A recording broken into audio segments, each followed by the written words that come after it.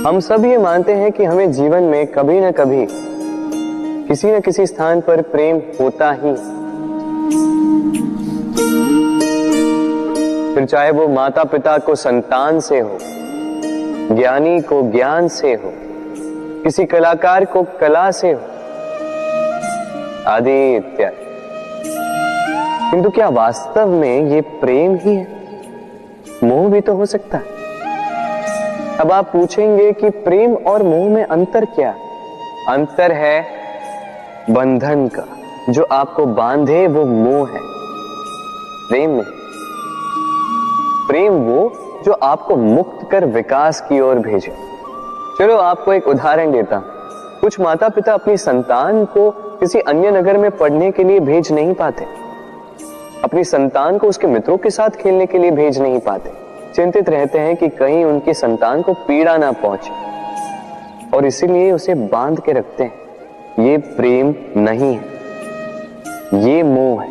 क्योंकि यदि ये प्रेम होता तो वो चाहते कि संतान माता पिता की छांव से बाहर निकलकर इस संसार को देखे, उसे समझे, उससे ज्ञान ले, अपनी अनुभवों से सीखकर अपना स्वयं का एक व्यक्तित्व बनाए। स्मरण रखिएगा, मोह से भय पैदा होता है और प्रेम से केवल आनंद। इसीलिए बांधिए मत, मुक्त कीजिए, क्योंकि यही प्रेम है।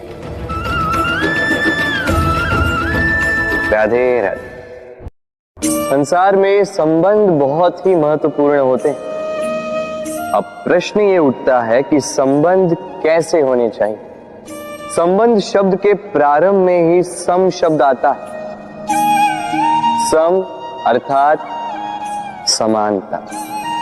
तो किसी के साथ संबंध निभाते हुए इतना मत झुकिए कि उठने के लिए किसी के सहारे की आवश्यकता पड़ जाए। स्मरण रखिएगा, जो झुकाना चाहे वो कभी संबंध निभा नहीं पाएगा। संबंध उसी के साथ जोड़ी जो आपको समान माने, आपको सम्मान दे, क्योंकि सम्मान से ही संबंध पनपेगा और बढ़ेगा। राधे राधे। कभी सोचा है, जब माता संतान को जन्म देती है तो क्या होता? 9 माह का गर्भ, प्रसव की तीव्र पीड़ा। कहते हैं ये पीड़ा इतनी भयंकर होती है कि मानो जैसे संतान के जन्म के साथ माता को भी एक नया जन्म मिल जाता है, और इस जन्म के साथ अंत होता है माता की पीड़ा। किंतु यदि आप दृष्टिकोण बदलकर देखें तो आप ये समझेंगे कि पीड़ा का ये अंत एक अपार आनंद का प्रारंभ है। आरंभ संतान का, और संतान माता पिता के लिए सुख का प्रारंभ है। जीवन के साथ भी यही होता है। हम कभी कभी किसी संबंध या किसी स्थिति के पीड़ादायक अंत के कारण इतने विचलित हो जाते हैं कि उस आनंदमयी प्रारंभ को देख ही नहीं पाते। स्मरण रखिएगा, पीड़ा आनंद के प्रारंभ का लक्षण। राधे राधे। व्यक्ति के सर पर जब क्रोध चढ़ जाता है तो उसे सत्य और असत्य के बीच का ज्ञान नहीं होता। क्रोध उसकी दृष्टि को धुंधला कर देता है और फिर उसके पश्चात केवल माया और कपट ही उसे आगे का मार्ग दिखलाता है, अपने स्वार्थ की सिद्धि के लिए। अग्नि क्या करती है? जलाती है। फिर चाहे वो लकड़ी हो, कोयला हो, वस्त्र हो, जो भी आप अग्नि में डालोगे वो भस्म हो जाएगा। किंतु सोना, यदि आप सोने को अग्नि में डालोगे तो वो कुंदन बनकर अपना अस्तित्व निखार लेता है। यदि आप लोहे को ताप दो तो वो फौलाद बन जाता है। क्यों? क्यों होता है ऐसा? क्योंकि उनके भीतर की अग्नि उनको जलाने वाली अग्नि से अधिक तीक्ष्ण होती। ये अग्नि है निश्चय की, ये अग्नि है पवित्रता की। यदि आपका निश्चय दृढ़ हो, आपके विचार पावन हो, तो कुंदन बनकर निकलोगे, फौलाद बनकर निखरोगे, भीतर से बल पाओगे और कोई आपके साथ अनिष्ट नहीं कर पाएगा। राधे राधे। व्यक्ति का जीवन क्या है?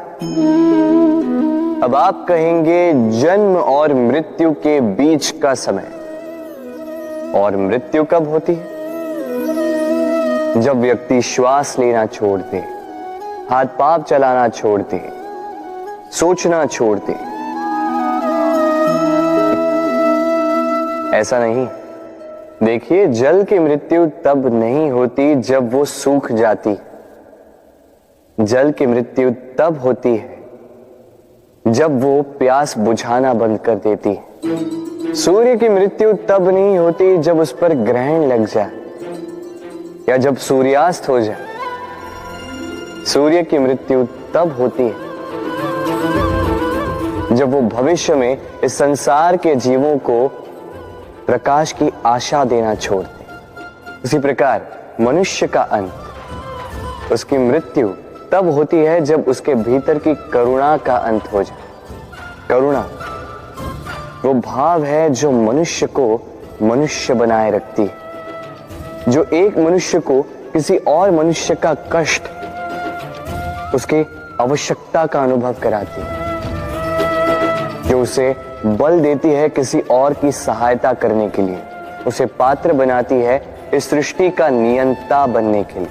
देखिए, इस संसार में मृत्यु केवल एक बार होती, तो उससे पूर्व क्यों मरना? इस करुणा को क्यों मारना? स्वयं को मनुष्य बनाए रखिए, मृत्यु के पश्चात भी जीवित रहेंगे। राधे राधे। नवरात्रि का पर्व आरंभ हो चुका है और ये पर्व अत्यंत भव्य है, क्योंकि ये पर्व जगत माता से जुड़ा है।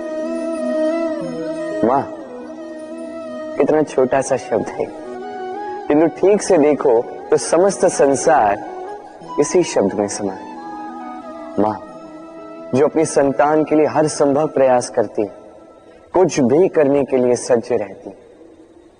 मां जिसका सबसे बड़ा गुण निश्चलता, मन में ना कोई पूर्वाग्रह, ना कोई भेदभाव, ना कोई छल कपट, और इतनी भोली होती है मां।